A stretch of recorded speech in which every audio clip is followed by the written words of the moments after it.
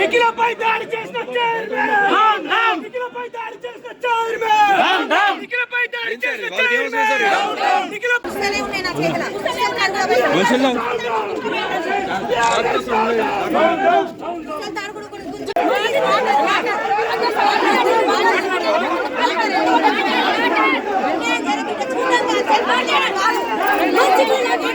పోయింది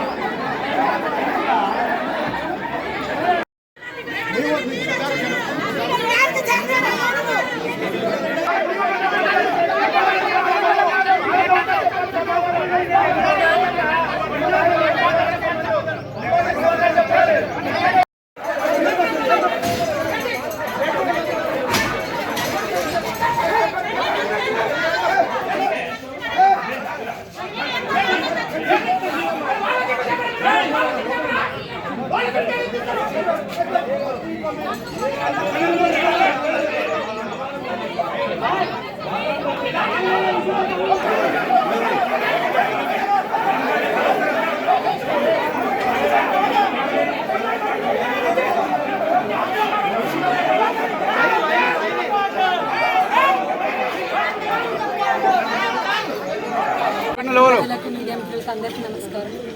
10 సంవత్సరాలుగా ఇల్లు వాకిలి తెలియకుండా 10 సంవత్సరాలుగా నా భర్త కష్టపడ్డాడు.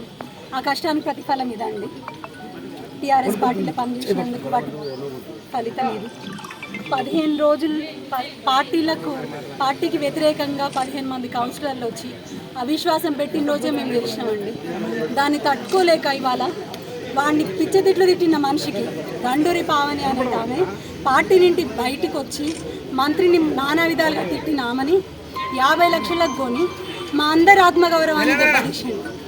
చైర్మన్ దళిత మహిళకి ఇచ్చిన దళితులకు మేము ఎప్పుడు కూడా వ్యతిరేకం కాదండి. దళిత మహిళను కూర్చోబెట్టింది కరెక్ట్. దాన్ని నేను కూడా సపోర్ట్ చేసాను. నేనే బలపరిచినాను 4 సంవత్సరాల క్రితం. కానీ ఆమెని డమ్మిలాగా కూర్చోబెట్టి ఆమెకు ఏ యాక్సెస్ ఇవ్వలేదు. కనీసం అధికారులు కాదు కదా, అటెండర్ కూడా ఆమెను పట్టించుకునే పరిస్థితి లేదు. ఇట్లాంటి పరిస్థితులలో మేము ప్రజా సమస్యలు చెప్తే ఆమె ఎట్లా తీరుస్తుందండి? ఒకసారి మీరు అర్థం చేసుకోండి. ఇప్పుడు ఇంత ఘోరంగా మీ అందరి ముందే చూసారు కదండి. మా సమస్యలు చెప్పుకుంటే విన్నదా అండి ఆమె? ఇందుకే మేము అవిశ్వాసం పెట్టడం జరిగింది. కేవలం డబ్బు కోసం మాత్రమే అమ్ముడు పోయి వాళ్ళ పావనికి పాకరు ఇంతమంది ఆత్మగౌరవాన్ని దెబ్బతీసి మీ డబ్బు ఇవ్వలేదు అనేది అవాసం అండి. నైట్ 1 దాకా కూడా మాట్లాడిందండి. నాకేం చెప్పిందంటే, మా పాప 10th క్లాస్ అండి, మేము బయటకు వచ్చే పరిస్థితి కాదు, మేము మాట ఇస్తే ఖచ్చితంగా చేస్తామండి. అట్లా నమ్మించి గొంతు కోసిందండి. నా పిల్లల భవిష్యత్తు ఆగం చేసింది. ఇంతమంది జీవితాలను రోడ్డున పడేసింది. ఇవాళ మేము ఎట్లా అంటే, నా భర్త ఒక్కడే అండి 15 మందిని కాపాడుకుంటూ వచ్చిండు. అటు పార్టీ పరంగా అందరి ఆయన క్యాడర్, జగదీష్ రెడ్డి క్యాడర్ మొత్తం కూడా దిగింది. ఎంతమంది వచ్చినా కూడా మా నుంచి ఒక్కరిని కూడా బయటికి తీసుకురాలేకపోయింది. ఇదంతా కుదరదని ఆయన్ని తిట్టిన ఆయన్ని తీసుకొచ్చి 50 లక్షలకు బేరం పెట్టుకొని రాత్రికి వేసుకోవండి. ఇట్లాంటి ఇది కూడా సంతకం పెట్టిండండి. ఆయనకి ఇష్టం లేకపోతే 4వ నెంబర్ చూడండి, గండూరి కావాలి. సంతకం ఎందుకు పెట్టాలండి? ఇట్లా నమ్మించి గొంతు కోసింది.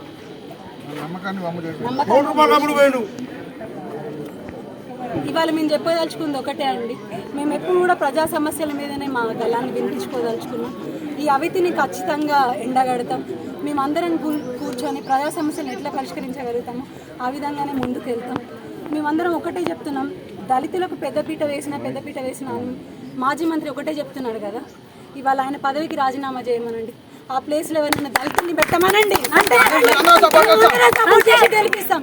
అంత దమ్ము ఉందా ఈ దాని దిగజారు రాజకీయం? ఇట్లానా? పార్టీకి 10 సంవత్సరాలు కష్టపడితే ఫలితం ఇదా అండి? చైర్మన్ ద్వారా రప్పిస్తారా అండి నన్ను? నేను చేసిన అన్యాయం ఏంటి? పార్టీకి నేను చేసిన అన్యాయం ఏంటి? నేను వేరే పార్టీ మారలే కదా, బీఆర్ఎస్ పార్టీ నుంచే కదా నేను ఇప్పుడు ఆశించి. దాడి ఏందండి? వాళ్ళ చూస్తున్నాను కదా, మీరే చూస్తున్నారు. ఆడవాళ్ళని తీసుకొచ్చి పంపిస్తారా అండి? నేను సపోర్ట్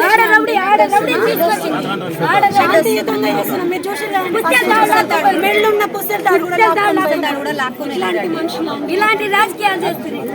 ఎట్లాంటి దిగజాడు రాజకీయాలండి? ఇట్లాంటి మనుషులు ప్రజలు వీళ్ళనండి.